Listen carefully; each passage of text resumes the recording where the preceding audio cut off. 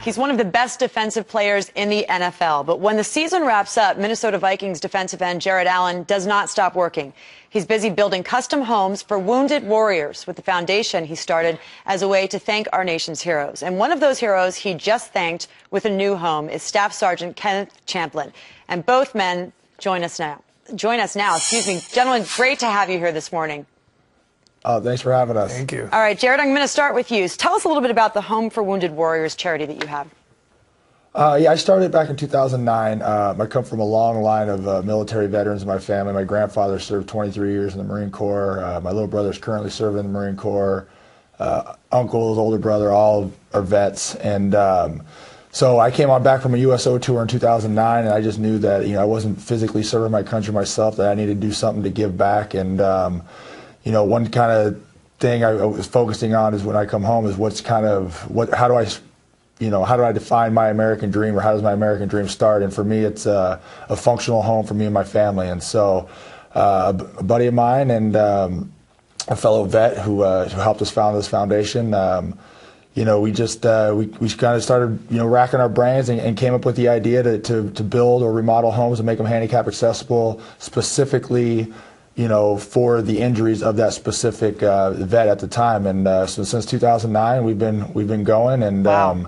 We just gave Ken his home a couple of days ago, free and clear. Well, and, let me stop you there, because I'd like to hear from Ken about this. So, Sergeant, you were injured by an IED, and this was a pretty catastrophic injury. As I understand, you lost both legs below your knee. Is that right?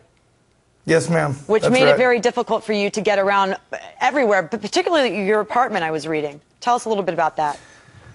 The apartment we were currently living in was pretty small, and so small, in fact, that using the wheelchair was even kind of out of the question, just because of maybe perhaps the layout of the apartment and so many narrow doorways and things of that nature. And I would kind of just put the wheelchair in a corner and let it collect dust, because it wasn't even, there wasn't even really a way that I could use it. So it did make things a little bit more difficult. And you finally got that home, and now it's a home that is built specifically for you and your injuries in mind. And how did you feel when you received that? Oh, I just felt blessed, and just overwhelmed with the amount of support, and Mr. Allen and his foundation and everybody involved with it.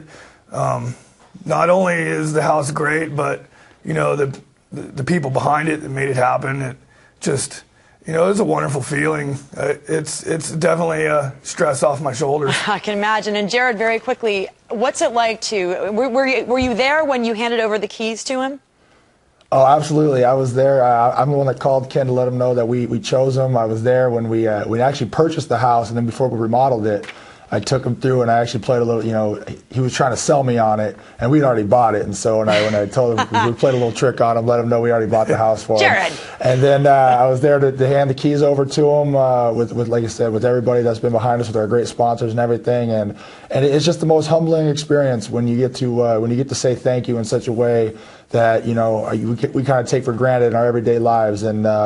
And again, for me, that's why we do it. I get to sit here and play a game for a living, and drink my morning coffee, because men and women like Ken over here are fighting overseas to protect our freedoms, so we can sit at home and do the little things. And in my opinion, if they come home and their house becomes a hindrance to them, or a gentleman who's a double amputee is living in an upstairs apartment with no elevator, to me that's a disservice. And it's my obligation as an American to make sure they're taken care of when they get home. You're doing a wonderful thing, and we appreciate it. We'll have more information on our website. Jared, thanks for joining us. You're a hero, and Staff Sergeant Champlin, you are a true hero as well.